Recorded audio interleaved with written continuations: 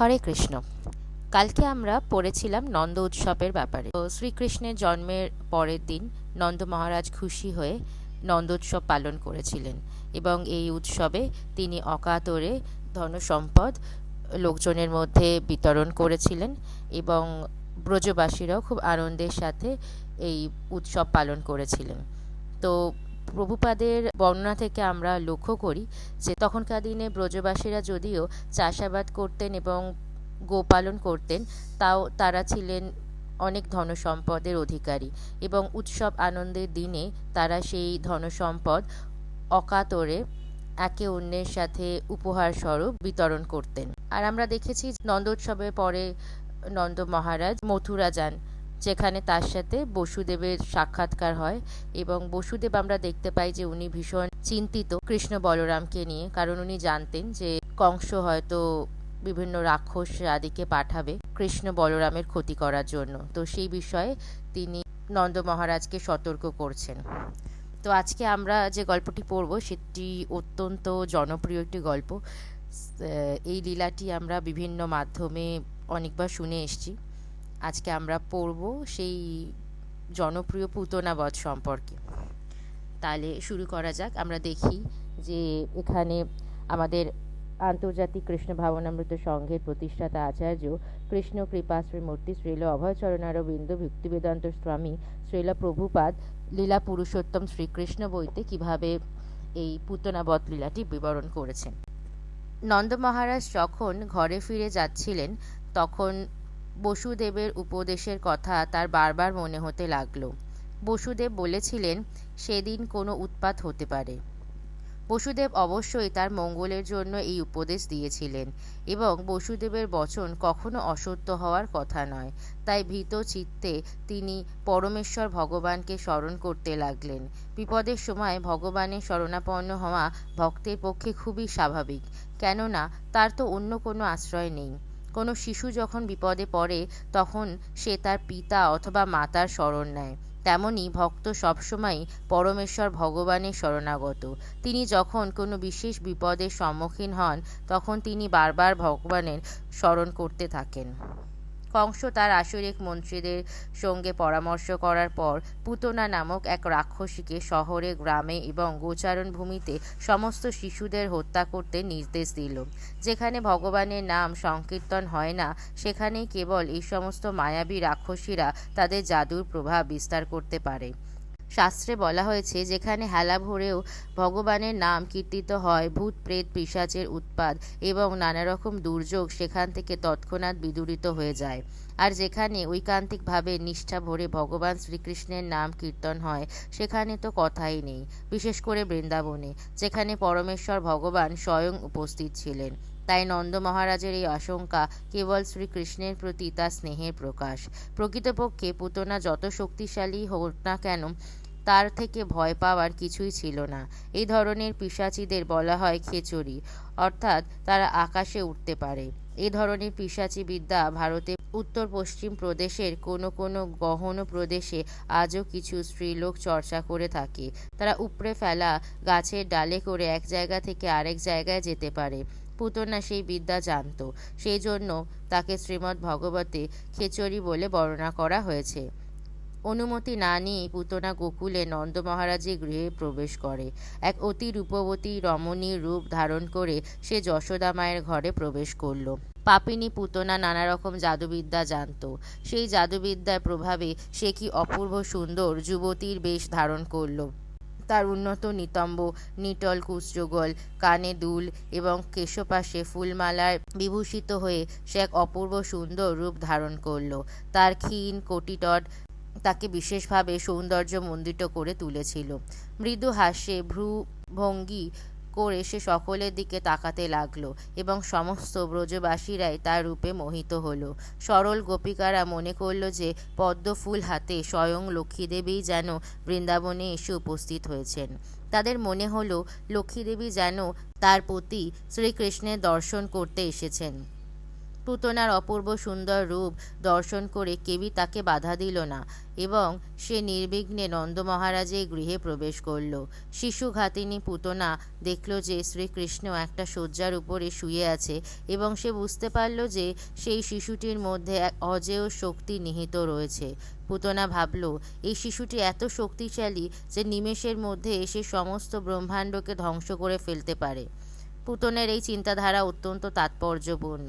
পরমেশ্বর ভগবান শ্রীকৃষ্ণ সকলের হৃদয়ে বিরাজ করেন। ভগবদ্গীতায় বলা হয়েছে যে তিনি স্মৃতি, জ্ঞান এবং বুদ্ধি দান করেন, আবার তিনি তা অপহরণ করে নেন। পুতনা বুঝতে পেরেছিল যে নন্দ মহারাজের গৃহে সে যে শিশুটিকে দর্শন করছে তিনিই হচ্ছেন স্বয়ং পরমেশ্বর ভগবান। যদিও তিনি একটি শিশুর রূপ পরিগ্রহ করে পালঙ্কের উপর শুয়ে আছেন, কিন্তু তা বলে তিনি শক্তিহীন নন। জড়বাদীদের যে ধারণা যোগ আদি অভ্যাস করার ফলে মানুষই ভগবান হয়ে যায়, তা ভ্রান্ত। ধ্যান, যোগ, তপস্যা ইত্যাদি করে কোনো জীবই কখনো ভগবান হতে পারে না। ভগবান সর্ব অবস্থাতেই ভগবান। শিশুরূপেও শ্রীকৃষ্ণ পূর্ণ বিকশিত নবযৌবন সম্পন্ন শ্রীকৃষ্ণের মতনই সর্বশক্তিমান। মায়াবাদী মতবাদ অনুসারে জীব পূর্বে ভগবান ছিল, কিন্তু এখন মায়া দ্বারা প্রভাবিত হয়ে পড়েছে। তাই তারা বলে যে বর্তমানে তারা ভগবান নয়, কিন্তু যখন তারা মায়ার প্রভাব থেকে মুক্ত হবে তখন তারা আবার ভগবান হয়ে যাবে। এই ধারণাটা সম্পূর্ণ ভুল। জীব হচ্ছে পরমেশ্বর ভগবানের অনুসদৃশ বিভিন্ন অংশ। অগ্নিস্ফুলিঙ্গ যেরকম অগ্নির বিভিন্ন অংশ, জীবও তেমনি ভগবানের বিভিন্ন অংশ। সে কখনোই শ্রীকৃষ্ণরূপী বিরাট অগ্নি হতে পারে না। বসুদেব এবং দেবকীর শিশু সন্তান রূপে আবির্ভূত হলেও শ্রীকৃষ্ণ পূর্ণরূপে পুরুষোত্তম পরমেশ্বর ভগবান। একটি ছোট্ট শিশুর মতো শ্রীকৃষ্ণ তার চোখ দুটি বন্ধ করলেন, যেন তিনি পুতনার মুখ দর্শন করতে চাইলেন না। ভগবত ভক্তরা বিভিন্নভাবে শ্রীকৃষ্ণের এই চোখ বন্ধ করার কারণ বিশ্লেষণ করেছেন। অনেকে বলেন যে অসংখ্য শিশুঘাতিনী পুতনা যে এখন তাকে হত্যা করবার অভিপ্রায় নিয়ে এসেছে, সেই পাপিনী পুতনার মুখ দর্শন করতে চাননি বলে শ্রীকৃষ্ণ তার চোখ বন্ধ করে নিয়েছিলেন। কেউ কেউ আবার বলেন যে তিনি অস্বাভাবিক কিছু একটা করতে যাচ্ছিলেন, তাই তিনি চোখ বন্ধ করেছিলেন যাতে পুতনা ভয় না পায়। অনেকে আবার বলেন যে অসুরদের সংহার করার জন্য এবং ভক্তদের রক্ষা করার জন্য শ্রীকৃষ্ণ আবির্ভূত হয়েছিলেন, যে কথা ভগবদ গীতায় বর্ণিত হয়েছে। পরিত্রাণায় সাধুনাং বিনাশায় চ দুষ্কৃতাম। প্রথম যে অসুরটিকে তিনি সংহার করতে যাচ্ছিলেন সে হচ্ছে একটি স্ত্রীলোক এবং বৈদিক শাস্ত্রের নির্দেশ অনুসারে স্ত্রী, ব্রাহ্মণ, গাভী ও শিশু হত্যা করা নিষিদ্ধ। বৈদিক শাস্ত্রের নির্দেশ অনুসারে নিষিদ্ধ হলেও শ্রীকৃষ্ণ পুতনাকে হত্যা করতে বাধ্য হয়েছিলেন, তাই তিনি চোখ বন্ধ না করে পারেননি। আবার কেউ কেউ বলেন যে পুতনাকে শ্রীকৃষ্ণ তার ধাত্রী বলে মনে করেছিলেন, তাই শ্রীকৃষ্ণ তার চোখ বন্ধ করেছিলেন। পুতনা এসেছিল ভগবানকে তার স্তন্যদান করবার জন্য। শ্রীকৃষ্ণ এতই কৃপাময় যে তিনি যদিও জানতেন যে পুতনা তাকে হত্যা করার অভিপ্রায় নিয়ে এসেছে, কিন্তু তবুও তিনি তাকে তার ধাত্রী বা মাতৃরূপে গ্রহণ করেছিলেন। বৈদিক নির্দেশ অনুসারে মাতা 7 প্রকারের: গর্ভধারিণী মাতা, গুরুপত্নী, রানী, ব্রাহ্মণ পত্নী, গাভী, ধাত্রী এবং ধরিত্রী। পুতনা যেহেতু শ্রীকৃষ্ণকে কোলে নিয়ে তাকে তার বুকের দুধ পান করার জন্য স্তন্যদান করেছিলেন, তাই শ্রীকৃষ্ণ তাকে মাতৃরূপে গ্রহণ করেছিলেন। এটাও তার চোখ বন্ধ করার আরেকটি কারণ, কেননা তিনি তার ধাত্রী মাতাকে সংহার করতে যাচ্ছিলেন, কিন্তু তার এই ধাত্রী মাতাকে সংহার তার গর্ভধারিণী মাতা বা লালন পালনকারী মাতা যশোদার প্রতি তার ভালোবাসার থেকে ভিন্ন নয়। বৈদিক শাস্ত্র থেকে আমরা জানতে পারি যে শ্রীকৃষ্ণ পুতনাকে মাতৃরূপে গ্রহণ করেছিলেন এবং মা যশোদার মতো বাৎসল্য রসে তার প্রতি অনুরক্ত হওয়ার সৌভাগ্য দান করেছিলেন। পুতনাকে তিনি জড় জগতের বন্ধন থেকে মুক্তি দান করেছিলেন। শিশু শ্রীকৃষ্ণ যখন তার চোখ বন্ধ করলেন, পুতনা তখন তাকে কোলে তুলে নিল। সে তখন জানতো না যে সে স্বয়ং মৃত্যুকে তার কোলে তুলে নিয়েছে। কোনো মানুষ যখন একটা দড়ি মনে করে একটা সাপকে তুলে নেয়, তখন তার মৃত্যু অবশ্যম্ভাবী হয়। তেমনি শ্রীকৃষ্ণের কাছে আসার আগে পুতনা অসংখ্য শিশু হত্যা করেছিল, কিন্তু তখন সে তার অবশ্যম্ভাবী মৃত্যুস্বরূপ কালসর্পকে তার কোলে তুলে নিচ্ছিল। পুতনা যখন শিশু শ্রীকৃষ্ণকে তার কোলে তুলে নিচ্ছিল, তখন রোহিণী এবং যশোদা উভয়ই সেখানে উপস্থিত ছিলেন। কিন্তু তারা তাকে নিষেধ করেননি, কেননা সে এত সুন্দর সজ্জায় ভূষিতা ছিল। আর তাছাড়া শ্রীকৃষ্ণের প্রতি সে যে বাৎসল্য স্নেহ প্রদর্শন করেছিল, তাতে তাদের মনে কোনো সন্দেহ স্থান পায়নি। তারা বুঝতে পারেননি যে সে একটা সুন্দর খাপে ঢাকা তরোয়াল। পুতনা তার স্তনে অতি তীব্র বিষ লাগিয়ে এসেছিল এবং শিশু শ্রীকৃষ্ণকে কোলে নিয়ে সে তৎক্ষণাৎ তাকে তার স্তন দান করল, যাতে সে স্তন্য পান করা মাত্রই তার মৃত্যু হয়। শ্রীকৃষ্ণ ক্রুদ্ধভাবে তৎক্ষণাৎ সে স্তন গ্রহণ করে দুগ্ধরূপী বিষের সঙ্গে সেই রাক্ষসী প্রাণবায়ুও শোষণ করে নিল। শ্রীকৃষ্ণ এত কৃপাময় যে সেই রাক্ষসী যেহেতু তার বুকের দুধ দান করার জন্য তার কাছে এসেছিল, তাই তিনি তার মনোবাঞ্ছা পূরণ করেছিলেন এবং তার সেই কার্যকলাপ মাতৃবৎ বলে গ্রহণ করেছিলেন। আর তার বীভৎস কার্যকলাপ বন্ধ করার জন্য তাকে তৎক্ষণাৎ সংহার করেছিলেন। আর শ্রীকৃষ্ণের দ্বারা নিহত হওয়ার ফলে সে মুক্তি লাভ করেছিল। শ্রীকৃষ্ণ যখন তার প্রাণবায়ু শুষে নিল, তখন পুতনা হাত পা ছড়িয়ে মাটিতে লুটিয়ে পড়ে আর্তনাদ করতে লাগলো, ছেড়ে দাও, আমাকে ছেড়ে দাও। সে বিকটভাবে আর্তনাদ করতে লাগলো এবং তার সমস্ত শরীর ঘামে ভিজে গেল। এইভাবে আর্তনাদ করতে করতে যখন তার মৃত্যু হলো, তখন চারিদিকে এক প্রচণ্ড শব্দ হলো। নদ নদী, গিরি, তরু, ধরণী কেঁপে উঠল। লোকেরা মনে করলো যেন চারিদিকে বজ্রপাত হচ্ছে। এইভাবে পুতনা রাক্ষসীর বিভীষিকা সমাপ্ত হলো।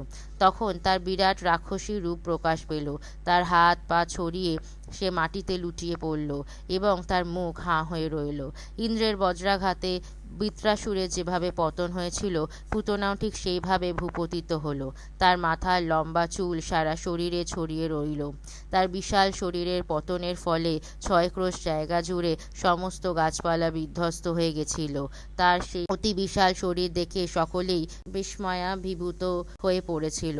তার মুখের দাঁতগুলি ছিল লাঙ্গলের ফলার মতো তীক্ষ্ণ, নাসারন্ধ্র পর্বত গ্রহবরের মতো গভীর, তার স্তন্যদ্বয় গিরিশিখর চ্যুত শিলাখণ্ডের মতো বিশাল, তার কেশরাশি বিক্ষিপ্ত এবং তাম্রবর্ণ, চোখ দুটি অন্ধকূপের মতো গভীর, জঙ্ঘাদয় নদী দুটি তটের মতো, তার হাত দুটি সেতুর মতো, আর তার উদর জলশূন্য হ্রদের মতো মনে হচ্ছিল। তার পতনের ভীষণ শব্দে গোপ এবং গোপিকাদের কর্ণ বিদীর্ণ হলো এবং প্রচণ্ডভাবে হৃৎকম্প হতে লাগলো। গোপিকারা যখন দেখলেন যে শিশু শ্রীকৃষ্ণ নির্ভয়ে সে মৃতা রাক্ষসীর বক্ষস্থলে খেলা করছে, তখন শীঘ্র তারা তাকে সেখান থেকে তুলে নিলেন। মা যশোদা, রোহিণী এবং অন্যান্য বয়স্ক গোপিকারা তৎক্ষণাৎ সব রকম বিঘ্ন থেকে শিশু শ্রীকৃষ্ণকে রক্ষা করার জন্য গোপুচ্ছ ভ্রমণ অর্থাৎ গরুর লেজ ধরে নিকটস্থ পর্বত প্রদক্ষিণ করলেন। গোমূত্র এবং গোধূলি দ্বারা শিশুকে স্নান করালেন এবং গোময় দিয়ে তার দ্বাদশ অঙ্গে তিলক দিলেন, যাতে ভবিষ্যতে তার আর কোনো অমঙ্গল না হয়। এ থেকে আমরা বুঝতে পারি মানব সমাজে গাভী কত প্রয়োজনীয়। শ্রীকৃষ্ণের দিব্য শরীরের কোনো প্রতিরক্ষার প্রয়োজন হয় না, কিন্তু গাভীর উপযোগিতা এবং প্রয়োজনীয়তা সম্বন্ধে আমাদের শিক্ষা দেওয়ার জন্য ভগবান গোমূত্র এবং গোধূলিতে স্নাত হলেন এবং অঙ্গে গোময় লেপন করলেন। এই পবিত্র সংস্কারের পর মা যশোদা এবং রোহিণীর নেতৃত্বে গোপিকারা শ্রীকৃষ্ণের শরীরকে সব রকমের বিঘ্ন থেকে রক্ষা করার জন্য ভগবানের দ্বাদশ নাম উচ্চারণ করলেন। তারা তাদের হাত এবং পা ধুয়ে 3 বার আচমন করলেন, যেটি হচ্ছে মন্ত্র উচ্চারণের পূর্বের বিধি। তারা উচ্চারণ করলেন, মণিমান তোমার জানুদয় রক্ষা করুন, যজ্ঞ তোমার উরুদয় রক্ষা করুন, অচ্যুত তোমার কোটি তট রক্ষা করুন, হায়গ্রীব তোমার জঠর দেশ রক্ষা করুন, কেশব তোমার হৃদয় রক্ষা করুন, বিষ্ণু তোমার বাহুযুগল রক্ষা করুন, ঈশ্বর তোমার মস্তক রক্ষা করুন, চক্রধর তোমার সম্মুখ ভাগ রক্ষা করুন, গদাধর তোমার পশ্চাৎ ভাগ রক্ষা করুন, ধনুধারী মধুসূদন তোমার দৃষ্টিশক্তি রক্ষা করুন, শঙ্খধারী বিষ্ণু তোমার বাম পার্শ্ব রক্ষা করুন, উপেন্দ্র তোমার উপরি ভাগ রক্ষা করুন, তাক্ষ ভূতলে তোমাকে রক্ষা করুন, হলধর তোমাকে চতুর্দিক থেকে রক্ষা করুন, ঋষিকেশ তোমাকে ইন্দ্রিয় সকল রক্ষা করুন, নারায়ণ তোমার প্রাণবায়ু রক্ষা করুন এবং শ্বেতদ্বীপাধিপতি নারায়ণ তোমার চিত্তকে রক্ষা করুন এবং যোগেশ্বর তোমার মনকে রক্ষা করুন, কৃষ্ণগর্ভ তোমার বুদ্ধি রক্ষা করুন এবং পরমেশ্বর তোমার আত্মাকে রক্ষা করুন। তুমি যখন খেলা করো তখন গোবিন্দ তোমাকে চারদিক থেকে রক্ষা করুন, এবং তুমি যখন ঘুমিয়ে থাকো তখন মাধব তোমাকে রক্ষা করুন। গমনকালে বৈকুণ্ঠ তোমাকে পতন থেকে রক্ষা করুন। উপবেশনকালে শ্রীপতি তোমাকে রক্ষা করুন, এবং ভোজন সময়ে যজ্ঞেশ্বর তোমাকে রক্ষা করুন। এইভাবে মা যশোদা শ্রীকৃষ্ণের বিভিন্ন অঙ্গ রক্ষা করার জন্য বিষ্ণুর বিভিন্ন নাম কীর্তন করতে লাগলেন। মা যশোদা স্থির বিশ্বাস ছিল যে ডাকিনী, জাতুধানী, কুষ্মাণ্ড, যক্ষ, রাক্ষস, বিনায়ক, কোটরা, রেবতী, জ্যেষ্ঠা, পুতনা, মাতৃকা, উন্মাদ প্রভৃতি ভূত প্রেত পিশাচীর প্রভাব থেকে শ্রীকৃষ্ণকে রক্ষা করতে হবে। এদের প্রভাবে মানুষ তাদের অস্তিত্বের কথা ভুলে যায়। এরা প্রাণবায়ু এবং ইন্দ্রিয়ের উপর উৎপাত করে, এবং ফলে মানুষ উন্মাদ হয়ে যায়। কখনো এরা স্বপ্নেও মহা উৎপাতের সৃষ্টি করে, কখনো এরা বৃদ্ধা স্ত্রীলোকের রূপে এসে শিশুদের রক্তপান করে। কিন্তু যেখানে ভগবানের নাম কীর্তন হয় সেখানে তারা থাকতে পারে না। গাভী এবং ভগবানের নামের মাহাত্ম্য এবং বৈদিক নির্দেশ সম্বন্ধে মা যশোদার পূর্ণ বিশ্বাস ছিল। তাই তিনি তার শিশুপুত্র শ্রীকৃষ্ণকে রক্ষা করার জন্য সম্পূর্ণভাবে গাভীর উপর নির্ভর করেছিলেন এবং বিষ্ণুর নামের আশ্রয় গ্রহণ করেছিলেন। তিনি বিষ্ণুর দিব্য নামসমূহ কীর্তন করেছিলেন যাতে তিনি তার শিশুপুত্রটিকে রক্ষা করেন। বৈদিক সংস্কৃতি অনাদিকাল থেকে গোরক্ষা এবং ভগবানের নাম কীর্তনের সুযোগ গ্রহণ করে আসছে। যারা বৈদিক প্রথা অনুসরণ করে আসছেন, বিশেষ করে গৃহস্থরা, তারা তাদের বাড়িতে অন্তত পক্ষে 12টি গাভী পালন করেন এবং শ্রী বিষ্ণুর অর্চ বিগ্রহে উপাসনা করেন। বৃন্দাবনের বয়স্ক গোপিকারা শ্রীকৃষ্ণের প্রতি ভালোবাসায় এতই মগ্ন ছিলেন যে তাকে রক্ষা করার জন্য তারা আকুল হয়ে উঠেছিলেন, যদিও তার রক্ষার কোনো প্রয়োজন হয় না, কেননা ইতিমধ্যেই তিনি নিজেকে রক্ষা করেছেন।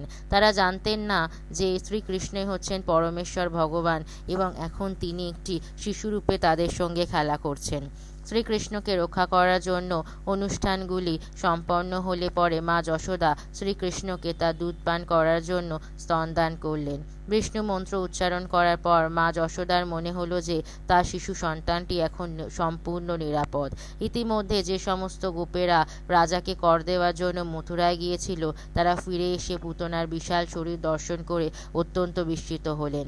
নন্দ মহারাজ বসুদেবের ভবিষ্যৎবাণীর কথা স্মরণ করলেন এবং ভাবলেন তিনি নিশ্চয়ই একজন মহান ঋষি এবং যোগী, তা না হলে কি করে তিনি মথুরাতে থেকে ব্রজের এই উৎপাতের কথা বলতে পারলেন। তারপর ব্রজবাসীরা সেই রাক্ষসীর দেহ কুঠার দিয়ে টুকরো টুকরো করে কেটে পৃথক পৃথকভাবে দগ্ধ করলেন। তখন সুগন্ধযুক্ত ধূম্র উদ্গীরণ হচ্ছিল। শ্রীকৃষ্ণে যারা হত হওয়ার ফলেই এই সুগন্ধযুক্ত ধূম্র উদ্গীরণ হচ্ছিল। এর থেকে বোঝা যায় যে পুতনা তার সমস্ত পাপ থেকে মুক্ত হয়ে দিব্য শরীর লাভ করেছিল। পরমেশ্বর ভগবান যে পরম মঙ্গলময় তা এর থেকে বোঝা যায়। পুতনা এসেছিল শ্রীকৃষ্ণকে হত্যা করার জন্য, কিন্তু যেহেতু শ্রীকৃষ্ণ পুতনা স্তনপান করেছিলেন তাই পুতনা তার সমস্ত পাপ থেকে মুক্ত হয়েছিল এবং তার মৃতদেহটিও দিব্য লাভ করেছিল। তার একমাত্র কাজ ছিল শিশু হত্যা করা, সে ছিল রক্তপায়িনী, কিন্তু শ্রীকৃষ্ণের প্রতি বিদ্বেষযুক্ত হওয়ার সত্ত্বেও সে মুক্তি লাভ করেছিল, কেননা সে শ্রীকৃষ্ণকে তার স্তন্য দান করেছিল। সুতরাং যারা বিশ্বাস ও ভক্তি সহকারে পিতা ও মাতার মতো বাৎসল্য রসে ভগবানকে স্নেহ করেন তারা যে কত সৌভাগ্যশালী তা আমরা সহজেই অনুমান করতে পারি। শুদ্ধ ভক্ত সর্বদাই গভীর স্নেহ ও ভালোবাসা সহকারে শ্রীকৃষ্ণের সেবা করেন, কেননা তিনি জানেন যে শ্রীকৃষ্ণ হচ্ছেন পরমেশ্বর ভগবান, তিনি হচ্ছেন সমস্ত জীবের পরমাত্মা। তাই বলা হয় যে কেউ যদি ভগবানের সেবায় অল্প একটু প্রয়াসও করে তাহলে তার যে লাভ হয় তা কল্পনারও অতীত। সেই সম্বন্ধে ভগবদ্গীতায় বলা হয়েছে, অল্প একটু ভগবৎ সেবা আমাদের মহাভয় থেকে রক্ষা করে। ভগবৎ ভক্তি এতই অপূর্ব যে জ্ঞাত সারে এবং অজ্ঞাত সারে যদি ভগবানের একটু সেবাও আমরা করে থাকি তার ফলে যে মহৎ লাভ হয় তা আমরা কল্পনাও করতে পারি না।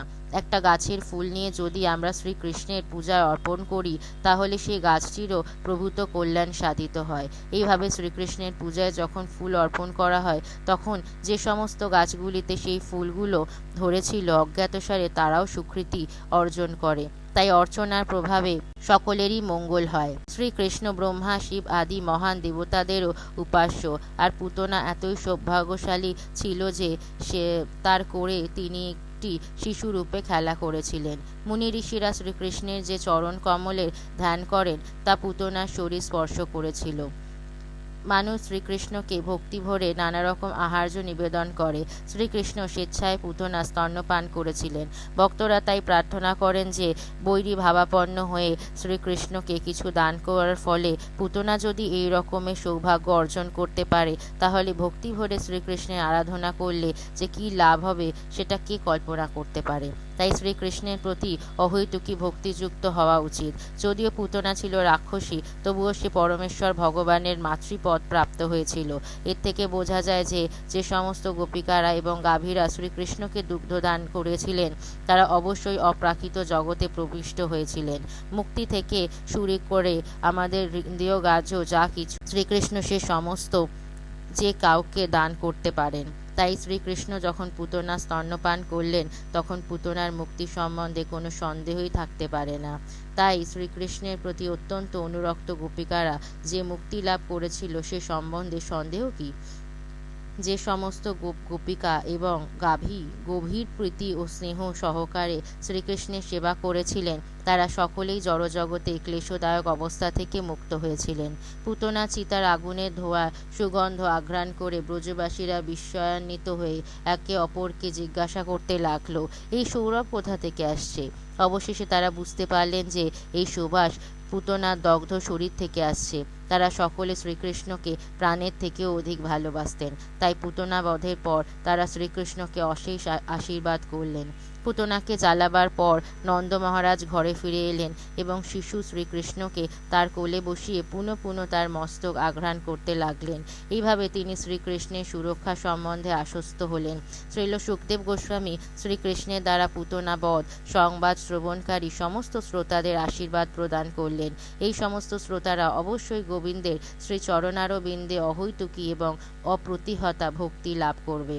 ইতি লীলা পুরুষোত্তম শ্রীকৃষ্ণ গ্রন্থের পুতনাবধ নামক ষষ্ঠ অধ্যায়ের ভক্তিবেদান্ত তাৎপর্য সমাপ্ত হল। জয় জয় শ্রীলা প্রভুপাদ কি জয়। গল্পটি ভালো লাগলে অবশ্যই অন্যদের সাথে শেয়ার করবেন এবং চ্যানেলটি সাবস্ক্রাইব করবেন নোটিফিকেশন পাওয়ার জন্য। আর কমেন্টে অবশ্যই লিখবেন হরে কৃষ্ণ। ধন্যবাদ।